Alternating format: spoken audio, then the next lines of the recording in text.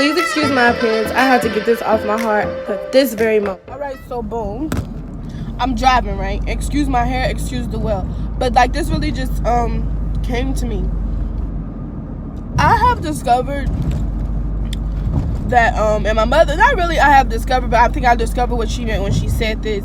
My mom used to always say, I know that you deserve to be loved and that you're lovable, but then you don't always show that you are lovable.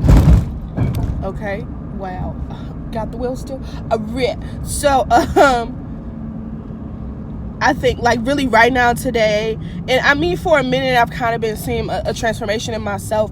I can be lovable to people at the wrong times, and when I say that, and sometimes it's the wrong people. And if you friends with me on Facebook, I made a post about not receiving the respect that I should for the friend that I am. And I give love to the wrong people sometimes. It's kind of like a lot of people when you the police. A lot of people don't. This video will be hilarious. But it's nothing but God. He must have knew I was working for Jesus.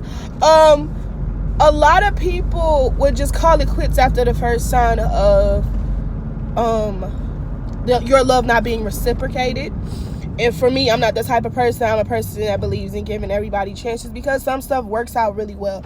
For instance, with my actual relationship, I felt like my boyfriend deserved love, good love, and I felt I was capable of that. I was capable of doing that for him, and I felt in love with him, so it made sense for me to work it out and to work out our problems that we have. And anything that we go through, it's always worth working out because he deserves love.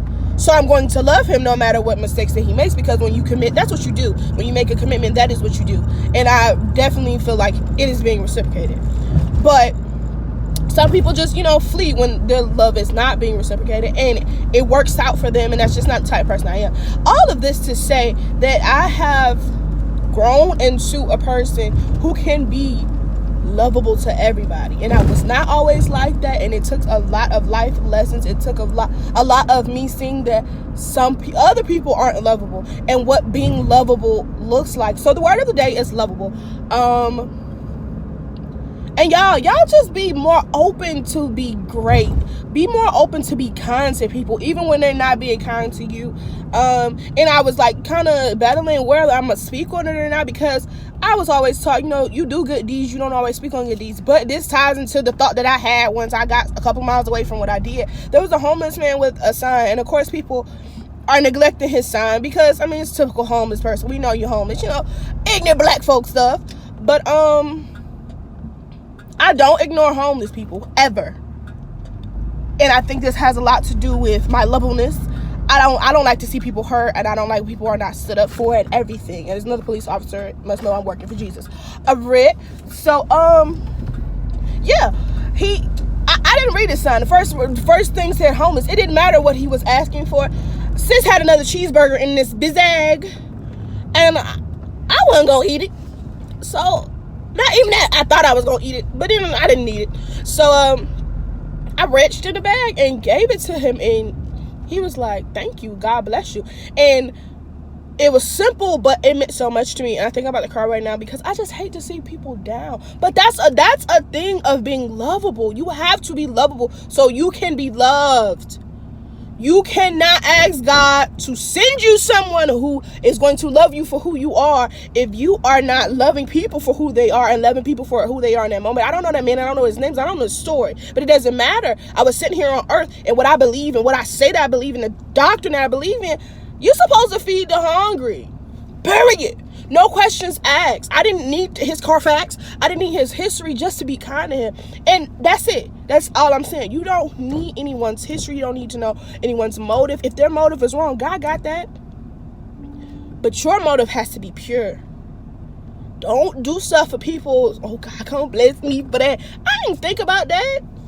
I gave that I didn't even give it a second thought. It's just the way, the morals and the values that I've been raised on, thanks to my parents. And also when people are down, they don't need help being more down. I really feel as if when you're down and out, you don't have a home to go to, you don't have a place to call home, no shelter, no warmth. That is down bad. They don't need no help being any lower. So you got to do what you can do, because right now I can't provide him a place to live, but I can provide him a $2 cheeseburger, and that's what I did. So you just got to do what you can do and just be kind to people, just because being kind is right. Being kind is living a healthy life. I promise you, being kind will make you feel way more healthier than being on any type of good diet or eating any certain way. And I really do feel that way. It does something. It takes care of the heart. So y'all be kind. Be kind today, be kind tomorrow, and always be lovable. And know when you aren't lovable, there's a possibility that you can grow into being lovable. It's never too late to grow, and it's never too late to be somebody new and somebody great. Y'all have a great day. Hey guys, don't forget to shop Define. You can find us on Instagram at T-Shirt Define. Come on over and get your Christian apparel today. And remember that you are already defined. God's got you.